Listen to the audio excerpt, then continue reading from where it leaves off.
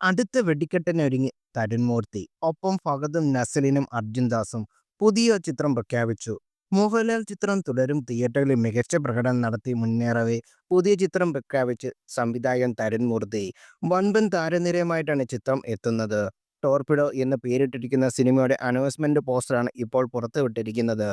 ഫഹദ് ഫാസിൽ, നസ്രീൻ, ഗണപതി, അർജുൻ ദാസ് എന്നിവരാണ് സിനിമയിലെ പ്രധാന വേഷത്തിൽ എത്തുന്നത്. ആഷിഖ് ഉസ്മാൻ നിർമ്മിക്കുന്ന ചിത്രത്തിൽ രചന നിർവഹിച്ചിരിക്കുന്നത് ബിനു പപ്പനാണ്. ബിനു പപ്പന്റെ രചനയിലാണ് അടുത്ത സിനിമ സംവിധാനം ചെയ്യാൻ ഒരുങ്ങുന്നതെന്ന് നേരത്തെ തന്നെ തരുൺമൂർത്തി പറഞ്ഞിരുന്നു. ഓപ്പറേഷൻ ജാവ മുതൽ തുടരുന്ന കൂട്ടുകെട്ട് ഇനിയും തുടരുമെന്നാണ് ബിനു പപ്പനും പറഞ്ഞിരുന്നത്.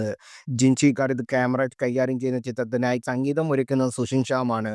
വിവേക് ഹർഷനാണ് എഡിറ്റിംഗ്. വിഷ്ണു ഗോവിന്ദ് സൗണ്ട് ഡിസൈനിങ്സും ഗോകുൽദാസ് ആർട്ട് ഡയറക്ഷനും നിർവഹിക്കുന്നു.